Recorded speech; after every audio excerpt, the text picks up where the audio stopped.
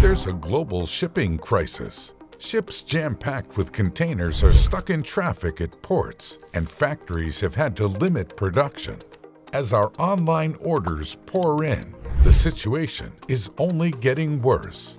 About 25 million containers travel from point A to point B on around 5,500 container ships around the world to get us our goods. But when the COVID-19 pandemic led to lockdowns, as well as inconsistent supply and demand, it threw global supply chains and transportation networks out of whack. Then there's the shortage of workers.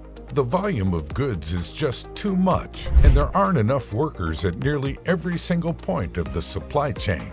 The shipping crisis was only made worse when the Ever Given became stuck in the Suez Canal in March 2021, blocking the route for around 400 other ships for a week before it was finally freed.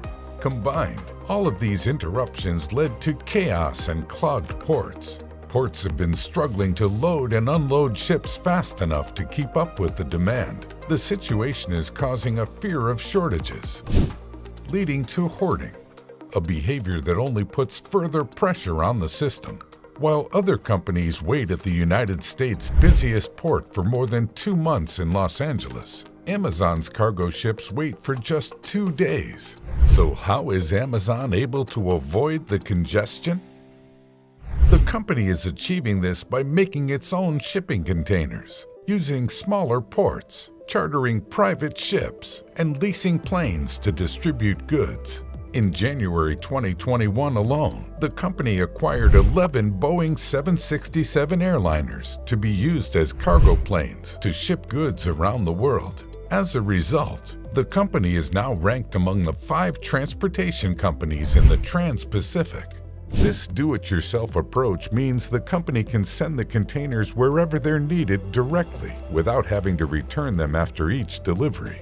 Of course, this tactic is expensive. Amazon spent an estimated $4 billion to avoid major shipping delays during the 2021 holiday season. Amazon isn't the only company investing in its own transportation infrastructure. Coca-Cola announced it is chartering expensive bulk shipping vessels that are usually reserved for hauling loose materials like coal. Target, IKEA, Home Depot, Walmart, Costco, and other large retailers have followed suit, spending an average of $40,000 per day on these ships. Other companies such as Lululemon and Peloton are relying more on air freight to avoid the seas. No one is quite sure when the global crisis will end. Estimates from shipping executives range from mid-2022 to 2023. Hope is on the horizon, though. While the ports are still a mess, experts believe that once the holiday season has passed, demand for shipping containers will begin to decline.